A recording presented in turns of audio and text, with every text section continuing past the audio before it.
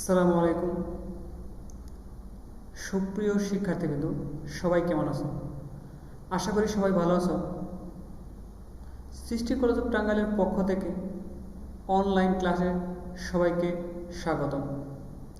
আজকে আমি তোমাদের একটা ভিডিও ক্লাস নেব। ভিডিও ক্লাসে মূলত যে টপিক্সটা নিয়ে আলোচনা করব সেটা হলো আইসিটি দ্বিতীয় অধ্যায় থেকে নেটওয়ার্ক টপোলজি। তার মানে আজকে আমরা অনলাইন ভিডিও ক্লাসে নেটওয়ার্ক টপোলজি সম্পর্কে বিস্তারিত আলোচনা করব। তার আগে ফার্স্টে সবাই দেখি যে নেটওয়ার্ক টপোলজি কাকে বলে বা কী। সবাই এখন স্ক্রিনে দেখতে পারতেছে যে কম্পিউটার নেটওয়ার্কে বিভিন্ন কম্পিউটারের মধ্যে অবস্থান বিন্যাস বা সংযোগ বিন্যাসকে নেটওয়ার্ক টপোলজি বলে।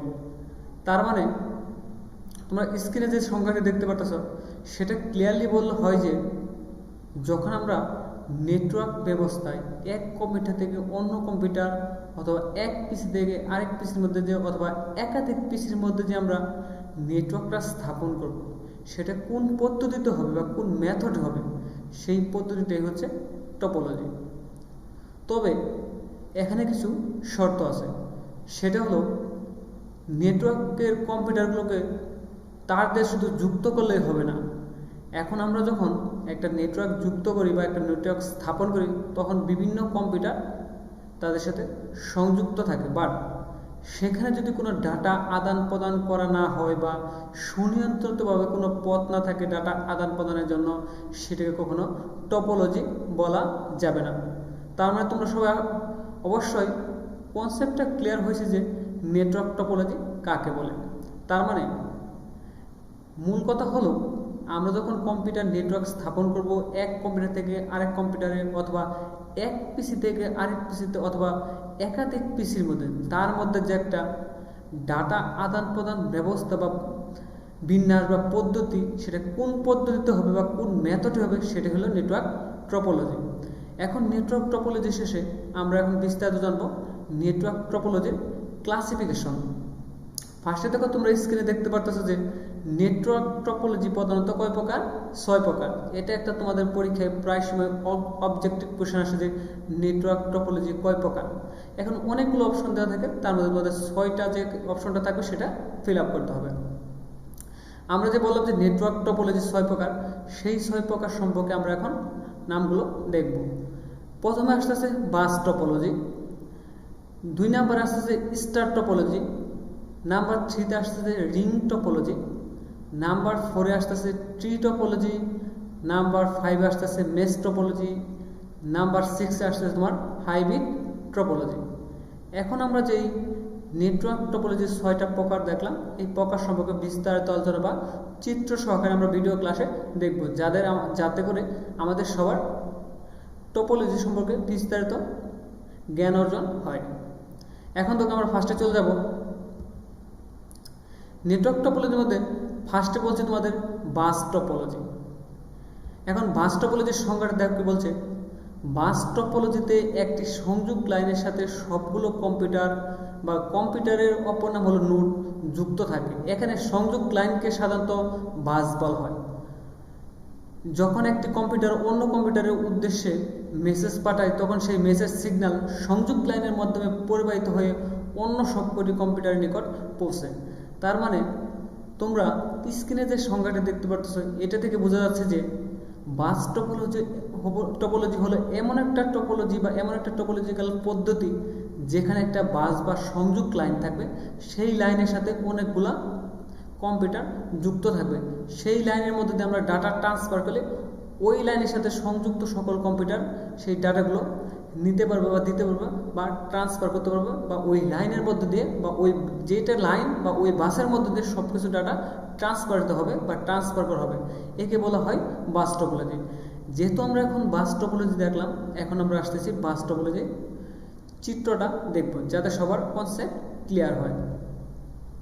তার আগে আরেকটা কথা দেখো কি বলছে যে নেটওয়ার্কের কোনো কম্পিউটার নষ্ট হয়ে গেলে অন্য কোনো কম্পিউটারে কাজ করতে কোনো অসুবিধা হয় না। যেহেতু বাস টপোলজির ক্ষেত্রে একটা বাসের মাধ্যমে একটা সংযোগ লাইনের সাথে অনেকগুলো কম্পিউটার যুক্ত থাকে, এক্ষেত্রে 100, 200 বা 5-10টা কম্পিউটারও যুক্ত থাকতে পারে। এক্ষেত্রে যে কোনো একটা কম্পিউটার যদি নষ্ট হয়ে গেলেও বাকিগুলো কম্পিউটারের তথ্য আদান প্রদানের কোনো প্রবলেম হয় না বা অসুবিধায় বা সম্মুখীন হতে হয় না। তারপর আমরা এখন দেখব বাস টপোলজির চিত্র। দেখো আমি স্ক্রিনে দেখতে পাচ্ছি তোমাদের একটা বাস টপোলজির একটা চিত্র দেখাচ্ছি, যেটাতে 5টা কম্পিউটার বা 5টা পিসি যুক্ত আছে। প্রত্যেকটা পিসির সাথে দেখো এখানে ডাটা ফ্লো নামে একটা অংশ আছে, দেখেন দুই দিকে অ্যারো চিহ্ন দিয়ে, যে সাথে একটা বাস বা একটা লম্বা লাইন আছে। প্রত্যেকটা লাইনের সাথে বা ওই লাইনের সাথে প্রত্যেকটা পিসি যুক্ত আছে। এই যে মাঝখানে একটা লাইন, এটি হলো তোমার বাস বা যেটা সংযুক্ত লাইন, যার সাথে প্রত্যেকটি কম্পিউটার যুক্ত আছে, একে বলা হয় বাস টপোলজি। আশা করি সবাই বাস টপোলজি সম্পর্কে বিস্তৃতভাবে জানতে পেরেছ। এখন আমরা জানব বাস টপোলজির পরে যেটা আসতেছে 2 নাম্বার, সেটা আমরা এখন দেখব। এখন আমরা জানি বাস টপোলজির পরে যেটা আমরা আলোচনা করব সেটা হলো স্টার টপোলজি। এখন স্টার টপোলজি বলতে তোমরা সবাই হয়তো একটু হলে ক্লিয়ার কনসেপ্ট না হলে একটু হলে মাথায় আইডিয়া আসতেছে যে এই টপোলজিটা কীরকম হতে পারে বা কীরূপ টাইপের। আমরা স্টার সম্পর্কে আমরা জানি। এখন দেখো কী বলছে, স্টার টপোলজিতে সব কম্পিউটারগুলো একটি কেন্দ্রীয় স্থানে যুক্ত থাকে। তার মানে কি, একটা কম্পিউটার মূল একটা কেন্দ্রীয় স্থানে যুক্ত থাকবে, ওই স্থান দিয়ে সকল ডাটা ট্রান্সফার করা হবে। এই সেন্ট্রাল নেটওয়ার্ক লোকেশন থাকে একটি ডিভাইস, যাকে বলা হয় কনসেন্ট্রেটর বা হাব। তোমাদের বিভিন্ন পরীক্ষায় অবজেক্টিভ কোশ্চেন আসতে পারে যে কোন টপোলজিতে কনসেন্ট্রেটর বা হাব সংযুক্ত থাকে বা হয়ে থাকে, সেটা তোমাদের হবে অপশন হবে স্টার টপোলজি। কোনো কম্পিউটার সরাসরি অন্য কোনো কম্পিউটারে ডাটা পাঠাতে পারে না। তার মানে আমরা কি বুঝলাম, এটা স্টার টপোলজিতে বাস টপোলজিতে যেমন আমরা এক কম্পিউটার থেকে অন্য কম্পিউটারে সরাসরি বাসের মাধ্যমে ডাটাটা পাঠাতে পারছি, স্টার টপোলজিতে আমরা সেটা কখনোই করতে পারবো না। একটা নির্দিষ্ট লোকেশন থাকে বা একটা নির্দিষ্ট কনসেন্ট্রেটর বা হাব থাকে, যার মাধ্যমে আমরা ওই ডাটাটা পাঠাতে পারবো বা সরাসরি পাঠাতে পারবো না। তারপর দেখো আরও কিছু নিচে তোমাদের স্ক্রিনে কিছু লেখা শো করতেছে, সেখানে লেখা আছে যে হাব বা সুইচ। তোমাদের যে একটা স্টার টপোলজির যে মেন একটা লোকেশন বা সেন্ট্রাল পয়েন্টের যে একটা কনসেন্ট্রেটর বা হাব থাকে, হাব বা সুইচ খারাপ হয়ে গেলে পুরো নেটওয়ার্ক অচল হয়ে পড়ে। কারণ এই হাব বা কনসেন্ট্রেটরের উপর মূলত সবগুলো কম্পিউটার বা এই টপোলজির ডাটা ট্রান্সফার নির্ভর করে। কারণ এই কনসেন্ট্রেটর বা সেন্ট্রাল যে অংশটা বা হাবটা যদি নষ্ট হয়ে যায়, সেটা সবগুলো ডাটা লস হওয়ার সম্ভাবনা থাকে। এক্ষেত্রে আরেকটা অংশ হলো তো স্টার টপোলজিতে প্রচুর পরিমাণে কেবলের প্রয়োজন হয়, বিধায় এটি একটি ব্যয়বহুল পদ্ধতি।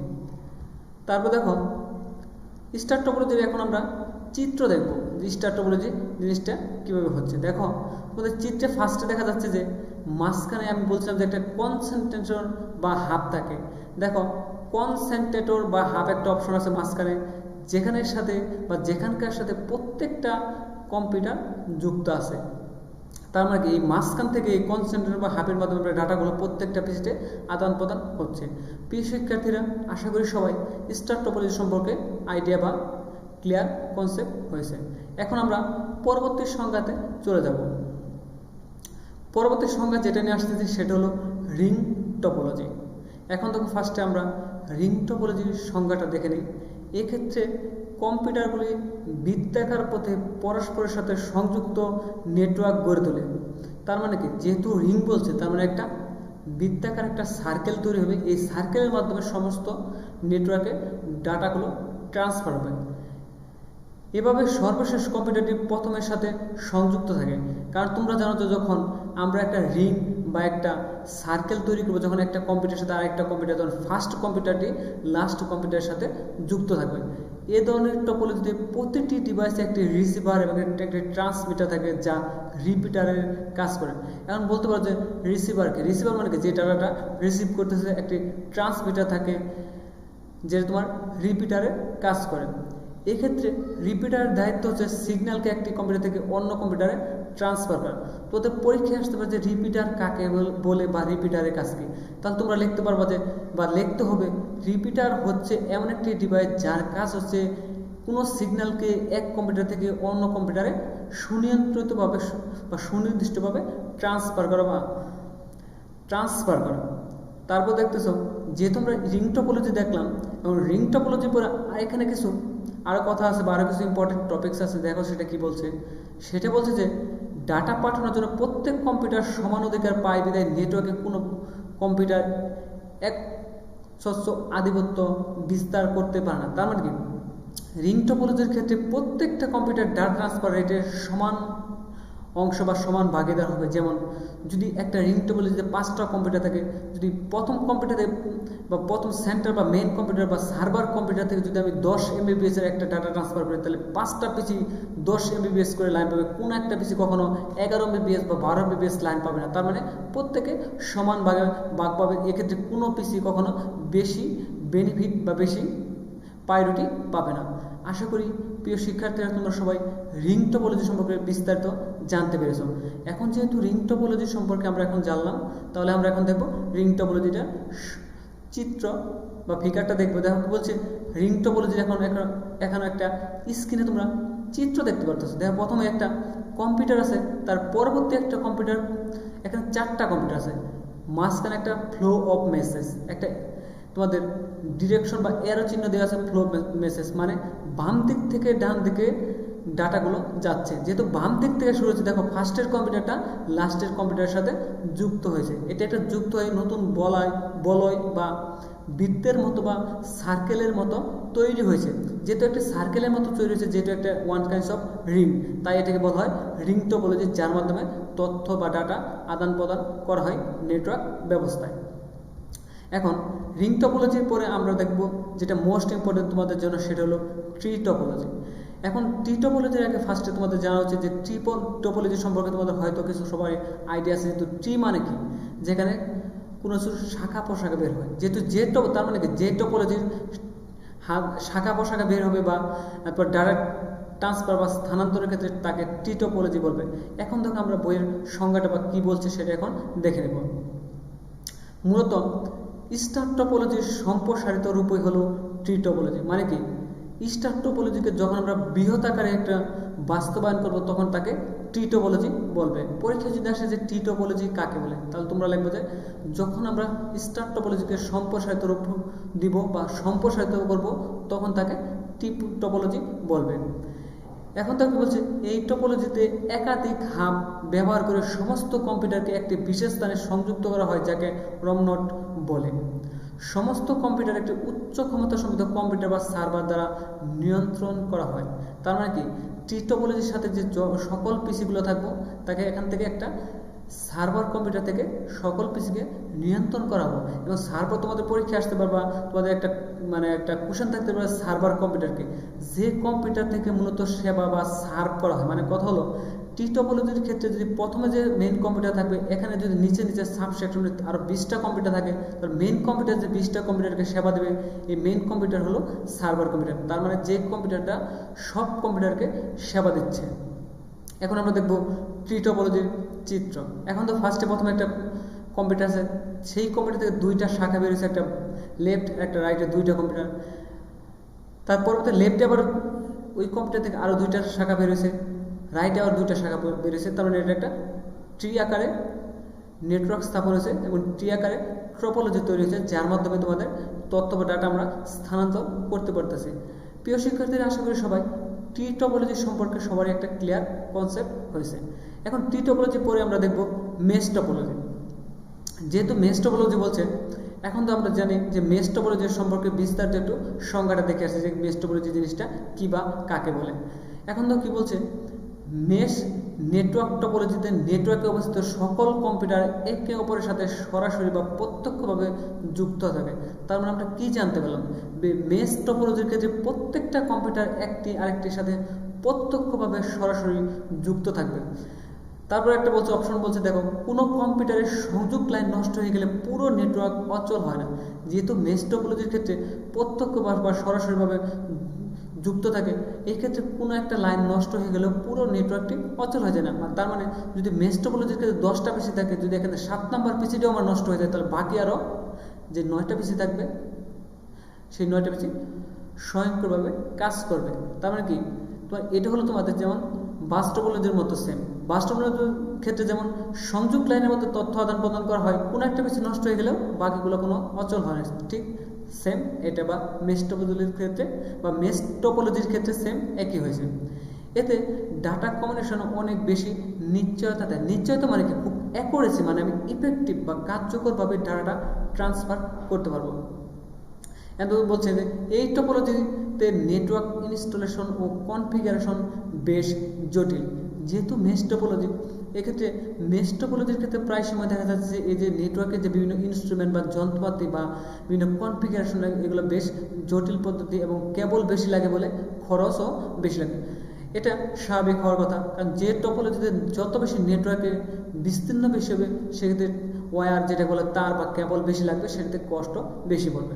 তারপরে মেশ টপোলজিতে একটু কষ্ট বেশি পড়বে, বাট এটাতে নিশ্চিতভাবে কমিউনিকেশন ব্যবস্থা স্থাপন করা যাবে। তার পরবর্তীতে আমরা দেখবো তোমাদের যেটা, সেটা হলো মেশ টপোলজির একটা চিত্র দেখবো।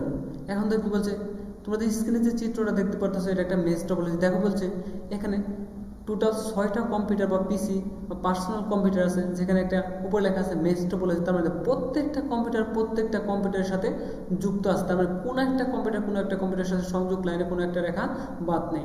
তার মানে যে কোনো কম্পিউটার থেকে অন্য একটা কম্পিউটারে আমরা মেশ টপোলজির মাধ্যমে ডাটাটা দিতে পারতেছি বা নেটওয়ার্ক গঠন করে তথ্য আদান প্রদান করতে পারতেছি। তারপরে আমরা দেখব লাস্ট ওয়ান, যেটা হলো হাইব্রিড টপোলজি।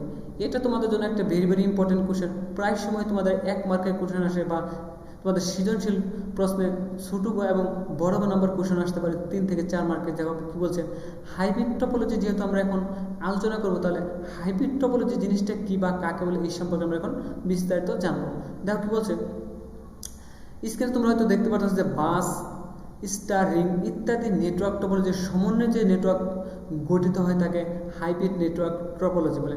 এখন তোমাদের পরীক্ষা যদি বলে যে হাইব্রিড টপোলজি কাকে বলে, তাহলে তোমরা অবশ্যই লিখতে পারবে যে যখন বাস টপোলজি, স্টার টপোলজি এবং রিং টপোলজি ইত্যাদির সমন্বয়ে কোনো একটা টপোলজি গঠন করা হয়, তখন তাকে হাইব্রিড নেটওয়ার্ক টপোলজি বা হাইব্রিড টপোলজি বলে। এখন ইন্টারনেটে একটি হাইব্রিড নেটওয়ার্ক, কেননা এতে প্রায় সব ধরনের টপোলজির সমন্বয় ঘটিত।